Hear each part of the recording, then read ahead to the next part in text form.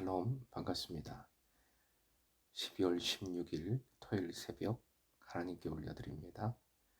함께 찬송가 545장 부르십니다.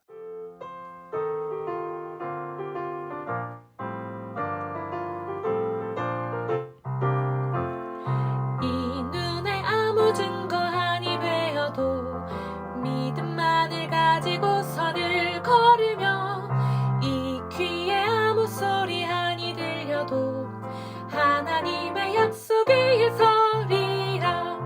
걸어가세 믿음 위에 서서 나가세 의심 버리고 걸어가세 믿음 위에 서서 눈과 귀에 아무 증거 없어도 주님의 거룩함을 두고 맹세함. 주 하나님 아버지는 참 미쁘다. 그 귀한 모든 약속 믿는 자에게 능치 못할 무슨 일이 있을까. 걸어가세 믿음 위에 서서 나가세 의심 버리고 걸어가세 믿음 위에 서서 눈과 귀에 아무 증거 없어도. 오늘 말씀은 고린도전서 3장 16절에서 23절, 고린도전서 3장 16절부터 23절까지입니다. 함께 읽겠습니다. 너희는 너희가 하나님의 성전인 것과 하나님의 성령이 너희 안에 계시는 것을 알지 못하느냐. 누구든지 하나님의 성전을 더럽히면 하나님이 그 사람을 멸하시리라. 하나님의 성전은 거룩하니 너희도 그러하니라. 아무도 자신을 속이지 말라. 너희 중에 누구든지 이 세상에서 지혜 있는 줄로 생각하거든 어리석은 자가 되라. 그리하여야 지혜로운 자가 되리라. 이 세상 지혜는 하나님께 어리석은 것이니 기록된 바 하나님은 지혜 있는 자들로 하여금 자기 꾀에 빠지게 하시는 이라 하였고, 또 주께서 지혜 있는 자들의 생각을 헛것으로 아신다 하셨느니라. 그런즉 누구든지 사람을 자랑하지 말라. 만물이 다 너희 것임이라. 바울이나 아볼로나 게바나 세계나 생명이나 사망이나 지금 것이나 장래 것이나 다 너희의 것이요 너희는 그리스도의 것이요 그리스도는 하나님의 것이니라. 오늘의 기도 제목, 예수 그리스도를 통하여 모든 것을 다 가진 자답게 살게 하소서. 예수 그리스도를 통하여 모든 것을 다 가진 자답게 살게 하소서. 바울 사도는 스스로 하나님의 지혜로운 건축자, 이 말이 참 좋고 중요합니다. 하나님의 지혜로운 건축자, 즉 청지기요 하나님의 동력자라 선포했습니다. 오늘 본문에서는 고린도 교회 교우들을 향하여 역시 매우 중요한 정체성에 관한 말씀을 선포합니다. 정체성, 그 첫 번째는 16절에 나옵니다. 즉 그리스도인은 하나님의 성전이라는 정체성을 가집니다. 하나님의 성전인 것은 하나님의 성령이 거하시기 때문이지요. 성도가 하나님의 영적 성전이라는 근거는 성령의 내주하심에 있습니다. 성전이라는 것은 하나님의 임재와 더불어 거룩함을 그 특징으로 합니다. 그러기에 17절에서 매우 강한 어조로 바울 사도는 성전을 더럽히지 말라 명합니다. 더럽힌다는 것은 여러 가지 의미가 있겠지만 본문의 문맥에서는 18절 자신을 속이는 행위입니다. 자신을 속이는 행위는 자신을 세상의 지혜자로 생각하는 것이지요. 이런 고린도 교회 교우들의 구체적인 행태와 직결이 됩니다. 즉 바울 사도는 분쟁을 일으켜 분파를 형성한 고린도 교인들의 모습이 22절 중대한 죄악, 즉 성전을 훼손하는 행위, 거룩을 망치는 행위임을 전제하고 있는 것입니다. 18절부터 20절 하나님의 지혜와 비교하면서 줄곧 다루었던 세상 지혜의 어리석음에 대해서 다시 언급을 합니다. 세상에 대한 미련함이 진정한 지혜라고 합니다. 십자가의 도가 어리석은 것처럼 보이지만 십자가의 도야말로 구원을 얻을 수 있는 하나님의 진정한 지혜이기 때문입니다. 그러므로 고린도 교인들이 자기의 인간적 지혜를 의존하여 서로 분열과 분쟁을 일으킴은 하나님 편에서 볼 때 참으로 어리석은 일입니다. 19절에서는 욥기 5장 12절 13절을 자유롭게 인용하면서 그들의 지혜가 결국 그들의 올무가 됨을 역설합니다. 그리고 20절에서는 구약 10편 94편 11절 인용하고 있는데 그들의 지혜가 주 앞에서는 헛것에 지나지 않음을 강조합니다. 헛것이라는 것은 빈 공허라는 뜻으로서 아무짝에 쓸모없는 것을 나타냅니다. 21절 이하가 결론의 말씀인데 그 내용을 보면 실로 놀랍습니다. 만물을 소유한 이가 어찌 작은 것, 즉 사람을 자랑하는가 라고 합니다. 이는 고린도 교인들은 지혜를 사모하는 것 때문에 교만해졌고 그들이 따르는 지도자들의 이름을 힘입어 헛된 자랑에 빠진 것에 쐐기를 받고 분열을 방지하라는 명령인 것이지요. 여기서 그리스도인들의 두 번째 정체성이 선포됩니다. 그리스도인은 만물을 다 가진 이들입니다. 그러기에 그리스도인은 그리스도의 것이요 하나님의 것입니다. 만물을 다 가진 이가 그리스도인의 정체성이라는 놀라운 사실을 선포하고 있습니다. 이제 바울 사도는 시야를 만물에 돌리고 있는 것이지요. 만물에 해당하는 원어는 하나님의 피조 세계 전체를 가리킵니다. 영적 지도자인 바울이나 아볼로, 게바 등도 하나님의 피조물에 지나지 않습니다. 십자가의 죽음과 부활 이후 그리스도를 하나님께서는 만유의 주로 높여주셨습니다. 그 발 아래 모두 엎드리게 하셨습니다. 그러니 예수를 가졌다는 것은 만물을 가진 것입니다. 그러니 작은 것에 연연해하지 말라. 얼마나 큰 것을 가진 자인지를 지혜롭게 깨닫고 넓어져라 선포하고 있는 것이지요. 분파하여 분쟁하는 고린도 교인들의 표현은 우리는 복음 선포자에 속해 있다라는 것이었습니다. 그러나 바울 사도는 본문 21절부터 23절에서 복음 선포자가 여러분에게 속해 있다라고 오히려 선포했습니다. 복음 선포자들은 단지 예수 그리스도를 위하여 자기 자신을 교회의 종으로 공동체의 종으로 선포하는 사람들일 뿐입니다. 그리스도인은 그리스도 이외에는 어떤 것에도 묶이거나 매이지 않는 존재이지요. 모든 것을 다 가진 자들입니다. 이를 다시 표현하면 그리스도인은 모든 것을 이기는 사람들입니다. 이는 그리스도인의 자유, 그리스도인의 승리를 나타낸 것입니다. 표현한 것입니다. 어떤 사람, 어떤 힘, 곧 생명이나 죽음, 그리고 그 어떤 위협이나 현재나 미래의 그 어떤 불확실성에도 얽매이거나 굴복해서는 안 되는 존재가 그리스도인들이라는 것이지요.